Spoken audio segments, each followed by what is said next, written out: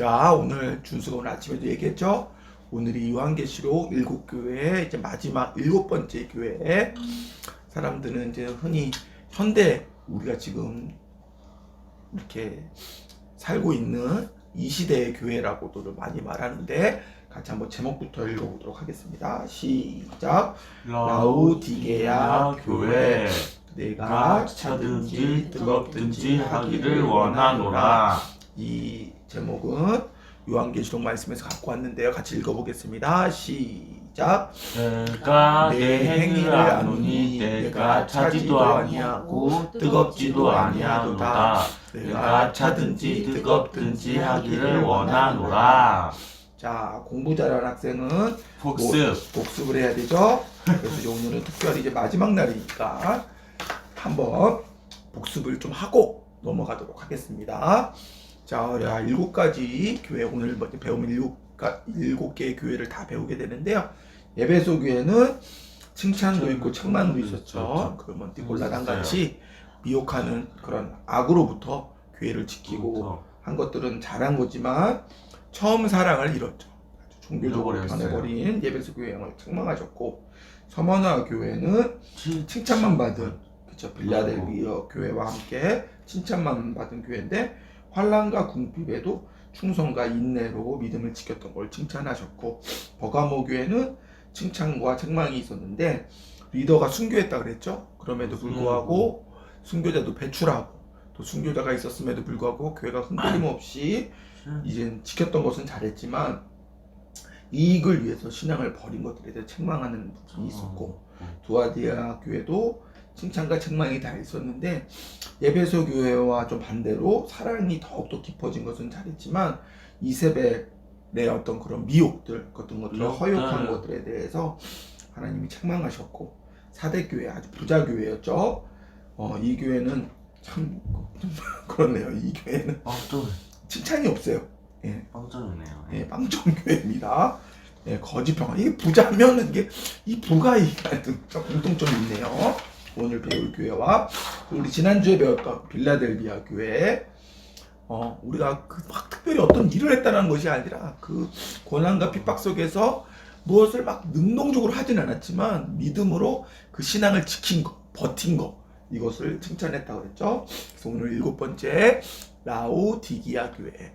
이 교회도 아쉽게도 칭찬은 없고 책망만 있는데 이 교회가 어떤 교회인지 같이 알아보도록 하겠습니다. 그러려면 라오디게아 지역의 특징을 좀 알아야겠죠. 이 땅은 재정 저하립도가 아주 높은 부유한 도시였다고 합니다. 그래서 저번 주인가 말했잖아요. 그 뭐죠? 사대 지진이 막 일어나가지고 사람들이 도망다니고 막 이럴 때 이 로마가 막 이렇게 도시들을 고쳐주고 막 이런 걸로 자금을 대줬나 봐요. 근데 여기는 워낙 재정 자립도가 높을 정도로 부자 동네라 로마 황제가 괜찮습니다. 저기는 저희가 알아서 할 수 있으니까 그 돈으로 다른 지역이라고 이렇게 복구해 주세요. 이러면 할 정도로 정말 부자 중에 부자 동네. 저번에 뭐 사대교회가 강남이라면 여기는 약간 무슨 평창동 정도 되는 엄청나게 부자 동네인 거죠. 두 번째 특징은 물이 좀 부족했대요. 정말 이 물질은 넘쳐났는데 물이 부족한 거죠. 그래서 여기는 특히 이제 석회물이라고, 석회질이라고 하얀색의 돌가루 같은 게 있어. 그게 이제 물에 섞여 나오는 거죠. 그런 이제 식수로 막 먹을 수 없는 그 물이 있는, 물이 부족한 도시였고, 또 이 지역이 이제 부자가 될 수가 있었던 이유 중 가장 큰 이유는 이제 안약을 만들었대요. 뭐 지금의 안약이 되게 시시하게 느껴질 수 있지만 그 당시에는 의학이 그렇게 발달되지 않았기 때문에 눈을 치료하는 이 안약을 만드는 약의 주재료가 이 지역에서 났었나 봐요. 그래서 이 동네는 의료도 발달되고 특히 이제 그런 약 이런 것들이 아주 발달된, 그러니까 딱 이미지 자체는 아주 부자, 아주 그 부로 인하여 겉보기에는 되게 평온해 보이는 지역이 이 라오디게아 지역의 특징이라고 합니다. 아시겠죠? 네. 자, 그러면 말씀 몇 가지를 좀 보면서, 이 지역은 이제 특별히 이제 예수님께서 칭찬하시는 부분은 없기 때문에 말씀 몇 가지를 보면서 이 라오디게아 교회의 좀 상황들을 좀 같이 봤으면 좋겠습니다. 자, 이 말씀 너무나 유명한 말씀이고 아까 전에 우리가 제목으로 또 했던 그 주 말씀인데 한 번만 더 읽어보고 같이 좀 나눠보도록 하겠습니다. 내가 시작. 내가 내 행위를 아노니 내가 차지도 아니하고 뜨겁지도 아니하도다. 내가 차든지 뜨겁든지 하기를 원하노라. 내가 이같이 미지근하여 뜨겁지도 아니하고 차지도 아니하니 내 입에서 너를 토하여 버리리라. 그래서 나는 이 파란색으로 쓴 질문이 그러니까 나도 몰랐던 거죠. 엄마한테 한번 물어보고 싶습니다. 여기에서 예수님은 차거나 뜨겁지 아니하도다 하면서 책망하셨는데 여기서 찬 것이 좋은 건가요? 뜨거운 것이 좋은 건가요? 우리는 보통 뜨거운 것이 좋다고 알고 있죠. 그렇죠. 나도 그렇게 하게 무의식중에 우리는 뜨거운 게 불러 막 이런 느낌이 있기 때문에 뜨거운 것이 좋다 생각했는데 문장을 잘 보면 그렇지 않다라는 것을 나도 이제 처음 알았어. 왜냐면 내가 차지도 아니하고 뜨겁지도 아니하다. 그러니까 찬 것도 그러니까 차지 않은 것도 문제고 뜨겁지 아니한 것도 문제인 거죠. 그러니까 마치 우리는 그런 거잖아. 찬 거는 예수를 안 믿으려면 그냥 안 믿어버리든지 뜨겁게 예수를 믿으려면 뜨겁게 믿어라 이런 얘기라고 생각하는데 여기서 보면 찬 것도 나쁜 게 아니라는 거예요. 네가 차려면 차든지 뜨거우려면 뜨거워야지 왜 차지도 않고 뜨겁지도 않냐. 그러면 마치 이 얘기를 아까 내가 말했던 걸로 적용하면 예수를 믿으려면 쟤도 믿든지 아예 아싸리 믿어버리지 말지 뭘 믿는 것도 아니고 안 믿는 것처럼 하냐 이런 말처럼 될 수 있는데 그런 말씀이 아니라는 거죠. 그래서 내가 차든지 뜨겁든지 하기를 원하노라. 그러니까 여기 나오잖아요. 답이. 차도 된다는 거예요. 네가 차려면 차라. 그러니까 찬 게 예수를 안 믿는 게 아니었어. 네가 뜨거우려면 뜨거워라. 라고 하는 거죠. 찬 것도 정답이고 뜨거운 것도 정답인 거예요. 내가 이같이 미지근하여 뜨겁지도 아니하고 차지도 아니하면. 그러니까 여기도 답이 나오잖아요. 우리는 미지근하여 뜨거워야 된다 생각하는데 이 뜨거운 게 중요한 게 아니라 네가 미지근하지 말아라. 뜨거우려면 뜨겁던지 차가우려면 차가우면 되는데 미지근한 거는 안 된다는 뜻인 거죠. 그러니까 결국 답은 찬 것도 좋은 거고 뜨거운 것도 좋은 거죠. 이러면 이제 알쏭달쏭하죠. 근데 이제 이게 그러니까 좀 우리가 성경 공부를 좀 해야 되고 역사 공부를 좀 하긴 해야 되는 것 같아요. 왜냐면 그거를 전혀 이 사전 지식이 없는 상태에서 이 말씀을 들으면 아빠처럼 생각할 수밖에 없죠. 뜨거워야 되는 거구나. 그러니까 우리가 신앙은 뜨겁게 이렇게 얘기하는데 우리는 이해 못하지만 그것이 차가워도 되지. 그거를 누가 알았냐면 여기 라오디게아 교회 교인들 아니면 이 지역에 사는 사람들은 다 아는 얘기인 거야. 왜냐면 이 지역의 특징인 거거든. 이게 왜 어떤 것 때문에 예수님이 이 사람들이 딱 알아들을 수 있게끔 말씀하신 거냐면 이 라오디게아 지역에는 수로가 두 개가 있었대. 하나는 온천에서 내려오는 뜨거운 물이 나오는 그 수로가 있었대. 거기서 이제 물이 딱 나오는 거죠. 근데 이 물의 특징은 아까도 말한 것처럼 석회물인 거야. 그러니까 뜨거운 상태에서 석회물은 그 생활용수로 뭐 빨래를 한다든지 뭐 청소를 한다든지 뭐 물이 마시는 거 외에 먹는 거 외에 여러 가지 용도로도 쓰이잖아. 그런 걸로 쓸 수가 있는 거야. 근데 이 물의 특징이 뭐냐면 이 석회물은 뜨거우면 오히려 뭐 아빠도 뭐 이 석회에 대해서 정확하게 모르니까 뭐 말은 할 수는 없는데 그냥 그 석회 이 물의 특징은 뭐냐면 뜨거우면 좀 괜찮나 봐. 근데 이게 미지근해진 상태에서 그러니까 아빠 생각에는 미지근해지면 약간 석회질이 이렇게 조금 응고가 되지 않을까 싶은 거지 이렇게. 그러니까 그 물을 마시면 어쨌든 그거는 아빠 생각이고 어쨌든 미지근한 이 석회물을 마시면 바로 토를 하는 게 있대.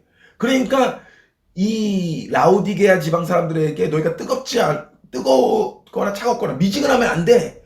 미지근한 물을 먹으면 안 된다고 하면 이 사람이 다 공감하는 거죠. 그치 우리 석회물 이거 미지근한 거 먹으면 죽지 그거 큰일 나지 이런 인식이 있는 거야. 그러니까 예수님이 이 지역의 특징을 또 통해서 이 사람들이 잘 알 수 있는 말로 이제 설명을 한 거죠. 가나혼인잔치처럼. 그렇죠. 그런 것처럼 이제 얘기를 하신 거죠. 딱 들으면 아는 거죠. 이 사람들은 가나 혼인잔치를 아는 사람들은 예수님이 그 청혼하는 뭐 이런 것들 다 아는 거잖아요. 신랑 아버지만 그 결혼식 날이 언제인지도 알고 뭐 이런 것처럼 그런 내용이 있는 거고 두 번째는 이제 찬물이 내려오는 데가 있었던 거. 이게 이제 아까 말했던 것처럼 식수가 이제 내려오는 또 수로가 있었던 거야. 그러니까 이 생활 용수로 쓸 수 있는 뜨거운 온천물이 오든지 아니면 먹을 수 있는 찬물이 오든지 이렇게 돼야 되는데 이게 미지근해졌을 때 문제가 생겼다라는 거지. 근데 예수님이 책망하시는 거야. 너희 신앙이 있고 너희 믿음이 있고 이 미지근하여 토해버릴 수밖에 없는 이 물과 같구나 라고 이제 책망을 하시는 거예요. 그래서 맨 마지막에 그래서 내가 내 입에 너를 토하여 버리리라. 그러니까 우리의 믿음이 그렇게 미지근해서 하면 하나님이 받으면 토해낼 수밖에 없는 거예요. 왜 그러냐면 자기네들 아는 거지. 우리 미지근한 물을 먹으면 토하는 것처럼 우리 신앙이 우리의 믿음이 미지근하면 이도 저도 아니면 하나님께서 마셔도 토해낼 수밖에 없다라는 거를 책망하시고 가르쳐 주시는 거죠. 그러니까 그 사람들 다 아는 거죠. 아, 그렇구나. 내가 이 미지근한 먹을 수 없는 이 미지근한 석회물 같이 되었구나. 내가 회개해야겠구나. 이런 생각을 그 라우디게아 교회 사람들이 한 거예요. 그러니까 우리가 또 상식이죠. 야, 믿음은 찬 것이 좋은 것이냐 뜨거운 것이 좋으신 거냐 누가 물어본다면 어떤 게 좋은 거예요? 찬 것도 좋습니다. 뜨거운 것도 좋습니다. 하지만 다 좋다. 하지만 미지근한 거는 안 됩니다. 왜냐면 하나님이 토해내 버리시기 때문에 석회물 같기 때문에. 알겠죠? 네. 자, 그 다음 또 말씀 하나 또 살펴보도록 하겠습니다. 같이 한번 읽어보겠습니다. 시작. 내가 너를 걸어놓으니 내게서 불로 연연한 금을 사서 구하게 하고 흰 옷을 사서 입어 버거웠은 수치를 보기 하지 않고 안약을 사서 눈에 발라보게 하라. 사실은 여기 빨간 글씨로 세 문장을 이렇게 표시를 했는데 여기에서 공통적으로 들어가는 단어는 사서라는 거야. 산다는 건 뭐야? 돈을 주고 지불하는 거잖아. 이 돈은 누가 지불했을까? 하나님이 지불하신 거죠. 하나님이 지불하셔서 우리에게 주고 싶은 게 있었다라는 거야. 우리에게 해주고 싶었던 게 있었다라는 거야. 그것은 뭐냐면 불로 연단한 금을 사서. 이거는 이제 어떤 뜻이냐면 성경에 보면 너희를 정금같이 할 거다. 너희를 믿음으로 단련시켜서 정금같이 할 거야. 이런 말씀이 있거든. 거기에서 이제 인용이 됐다고 같은 말씀이라고도 할 수 있겠죠. 그래서 우리를 연단시키겠다는 거야. 하나님이 값을 지불해서 너희를 연단할 거야. 왜 그러냐면 너희는 믿음 있는 너희는 나의 자녀니까 나의 백성이니까 나와 영원히 함께 할 자들이니까 내가 값을 지불해서 너희를 연단한 금처럼 만들 거야. 또 내가 너희를 값을 써서 흰옷은 어떤 의미일까? 흰옷은 아주 거룩한 것을 상징해. 더럽지 않은 거. 막 이렇게 지저분한 게 묻어있는 게 아니라 깨끗한 옷. 그 옷을 누가 사서? 하나님이 사서 너에게 입히겠다는 거야. 그러니까 그 말은 뭐야? 너희 죄를 깨끗게 해주실 거야. 깨끗게 할 거야, 내가 너희를. 내가 값을 지불해서 너희를 아주 정결하게 할 거야. 라고 하는 이제 이 뜻인 거고, 안약을 사서. 이거 여기 있는 사람들 다 아는 거죠. 아까 전에 뭐라 그랬어? 라오디게아 교회 이 지역은 뭐가 유명하다 그랬어? 안약. 눈 고치는 약이 중요하다 그랬으니까 안약을 사서 눈에 바를 거야. 그럼 이 사람들은 너무 아는 거야. 세계 최고의 안약. 이것만 바르면 눈병이 다 났는데 이것을 생산하는 지역에 사는 사람들이니 이게 너무 잘 아는 거지. 그러니까 하나님께서 우리 라오디아 최고 좋은 그 안약인 라오디게아에서 나오는 그 안약처럼 우리의 그 연약함들을 이렇게 고치시고 우리를 낫게 하실 거라는 것들을 이 말씀을 통해서 사람들은 아는 거죠. 근데 여기서 사서 사고 이렇게 나와 있는데 그래서 하나님이 값을 지불했는데 어떤 값을 지불하셨어요? 하나님은 그 로마서 6장 23절에 보면 하나님이 사랑하는 하나밖에 없는 독생자 예수님을 값으로 지불한 거야. 우리를 불로 연단하기 위해서 어떤 것을 값으로 지불했어? 예수 그리스도를 값으로 지불한 거야. 우리를 아주 정금같이 만들기 위해서. 우리를 거룩해 하시려고. 우리는 너무 죄인이잖아. 우리 죄를 어떻게 사할 수 용서받을 수 있어? 예수님의 피로. 예수님을 값으로 지불하셔서. 아빠도 그냥 준수를 그냥 값으로 지불해버릴까? 그럴 수 없지. 그게 쉬운 일이 아니에요. 어떻게 사랑하는 아들을 값으로 지불할 수 있겠어? 어떻게 죽게 할 수 있겠어? 하지만 하나님은 너무너무 우리를 사랑하셔서 예수님을 값으로 지불했다는 거지. 그래서 예수님 값을 지불해서 우리를 고치시고 치료하시게 되는 거죠. 그러니까 예수님을 값으로 지불하여 우리를 연단하시고 씻으시고 다시 보게 하시고 연단하시고 우리를 거룩해 하시고 우리를 치료하시겠다는 거죠. 무슨 말인지 알겠죠? 네. 자, 또 한 구절 말씀만 좀 더 보도록 하겠습니다. 자, 요한계시록 말씀 시작. 무릇 내가 사랑하는 자를 책망하여 징계하노니 그러므로 내가 열심히 내라 회개하라. 자, 여기 보면 책망하고 징계라는 단어가 있는데, 그래서 이제 너희가 차지도 않구나. 그러니까 너희들은 맞을 수도 없어. 너희는 뜨겁지도 않구나. 그러니까 너희 그 미지나 석회물을 먹다가 내가 다 토해낼 수밖에 없겠어. 그러니까 너희가 회개해야 돼 라고 예수님이 책망하시고 징계하고 계시는데, 이 책망과 징계라고 하는 이 단어가 그 헬라어로 파이데이안이라고 한대. 우리나라 말로는 책망하는데 헬라어로는 파이데이안. 이게 무슨 뜻이냐면 막 꾸짖다 이런 뜻인 게 아니라 자녀를 만들어 간다. 자녀를 성장시켜 간다는 뜻이에요. 이거 얼마나 아름다운 말이야. 그러니까 아빠가 준수를 너무너무 사랑하면 준수를 가끔 혼내기도 하는 거야. 야, 기도문 쓸 때는 또박또박 좀 예쁘게 썼으면 좋겠어. 뭐 이렇게 책망하기도 하는 거고. 또 엄마도 준수를 사랑하기 때문에 준수를 그냥 혼내려고 하는 게 아니라, 준수에 혼내는 게 목적이 있는 게 아니라, 준수를 망하게 하는 게 목적이 있는 게 아니라, 준수가 잘 자랄 수 있도록, 하나님 뜻 가운데서 잘 자랄 수 있도록 때로는 책망하신다라는 거지. 그러니까 이 책망은 좋은 거야, 나쁜 거야? 좋은 거야. 좋은 거야. 잘못된 길을 그렇지, 잘 갈 수 있도록 가르쳐 주시는 건 좋은 거지. 그러니까 사실은 책망은 솔직히 아파. 그래서 만약에 그걸 궁뎅이를 맞다고 생각해봐. 궁디 팡팡을 하면 아프겠어, 안 아프겠어? 아프지. 하지만 그 과정은 조금 아프고 힘들 수는 있지만 책망 자체는 우리가 옳은 길을, 바른 길을 갈 수 있는 거기 때문에 좋은 거기는 해. 그러면서 아빠는 두 가지 생각을 하게 된 거야. 한 가지는 뭐냐면 내가 한번 나를 돌아보는 거지. 지금 내게 하나님의 책망이 있는가? 우리는 책망이 없는 것만 좋아요. 아, 책망이 없다. 책망이 없는 거 두 가지가 있겠죠. 내가 정말 하나도 잘못한 것이 없어서 완벽해서 책망하지 않는 경우가 있을 거고, 두 번째는 하나님이 수없이 책망하셨는데 너무 교만하고 거만하여서 하나님의 말씀에 순종하지 않아서 하나님께서 더 이상 책망하지 않는 단계. 근데 잘 생각해봐. 1, 2가 있어. 내가 완벽해서 책망받지 않는 경우, 아니면 하나님이 너는 이제 내가 모르겠다, 모른 척 하겠다라고 하는 책망받지 않는 경우.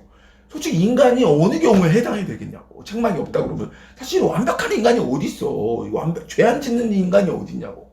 그러니까는 사실은 1번은 맞아도 틀린 거지. 이거는 그런 사람이 없으니까.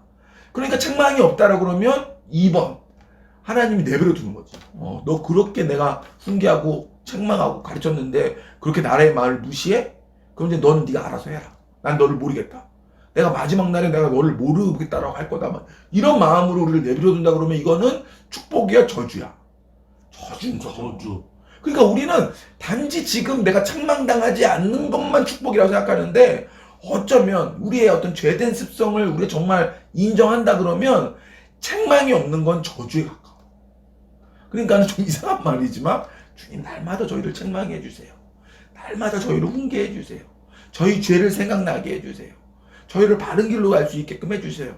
제가 주님한테 회초리를 한 대 맞아도 저는 그게 더 좋아요. 왜냐면 그거 맞고서 바른 길 갈 수 있으니까요. 이렇게 사실은 좀 말이 이상한 것처럼 보이지만 사실 이게 더 좋은 거죠.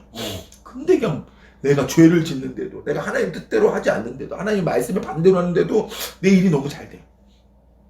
큰일 난 거죠. 이건 진짜 큰일 난 거죠. 그런 사람들은 지옥 가기 딱 좋은 거야. 그냥 회개하지 않으니까, 돌이키지 않으니까, 하나님 말씀대로 계속 행하지 않을 거 아니야.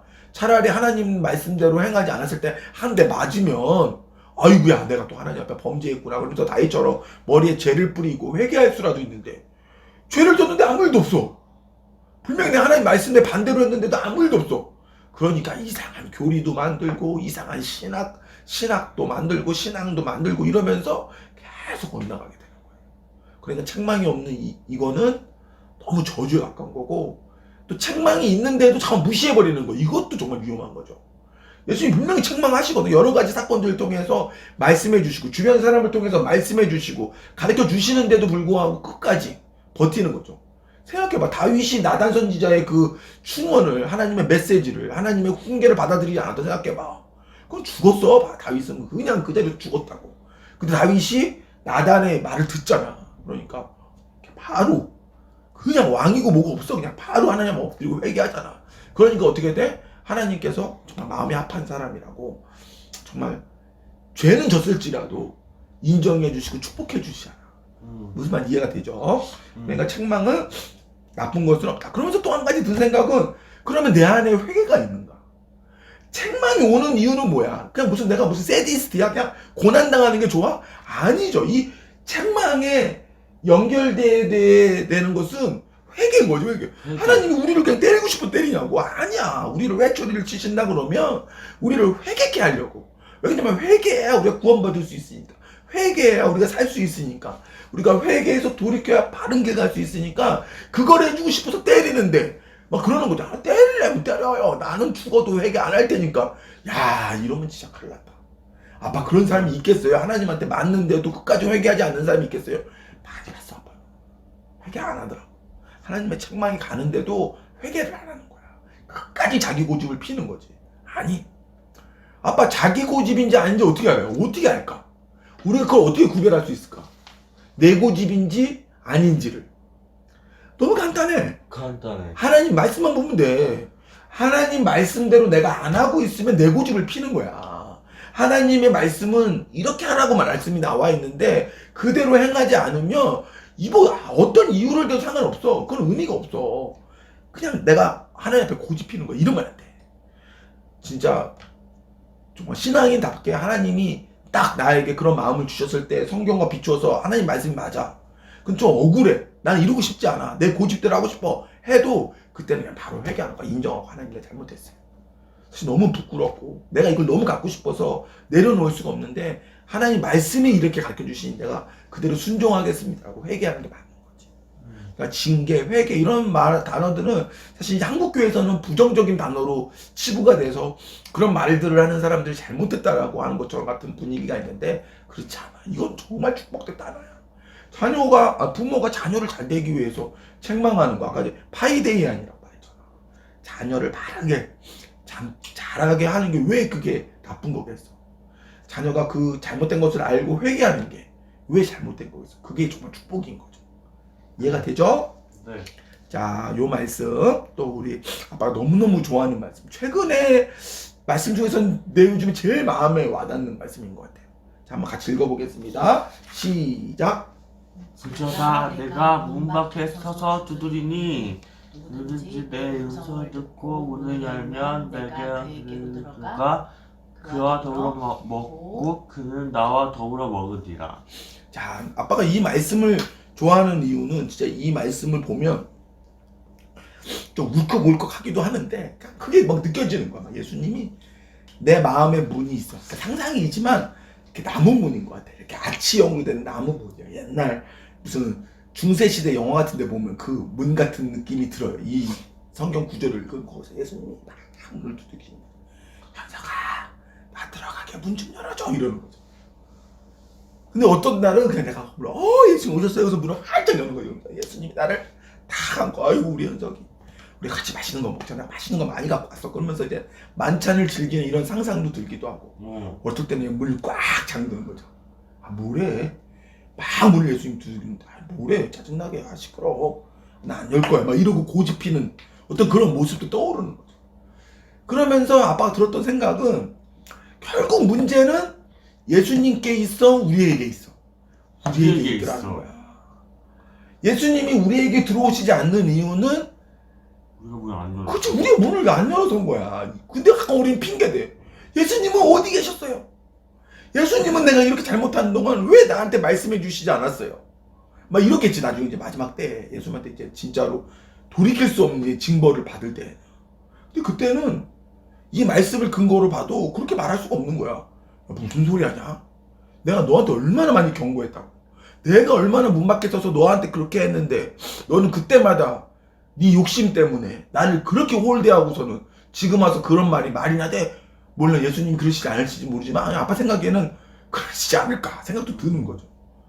그러니까 주님의 노크 소리가 들려야 되는 거야.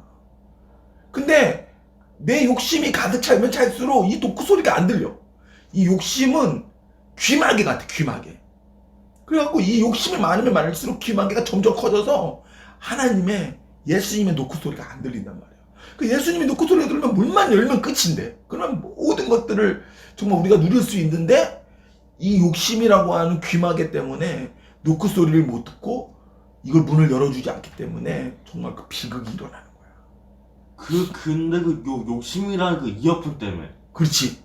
거기에서 그냥 막 욕심의 소리들이 막 나오는 이어폰을 꽂고 있으니까 예수님의 음성이 들려 안 들려? 안 들리는 거야. 안 들려. 이게 진짜 비극인 거야. 이거를 요한계시록의 7교회의 마지막 교회를 말씀하실 때 이거를 말씀을 하고 계시니 얼마나 이게 진짜 중요한 말씀이고, 아까도 말했잖아.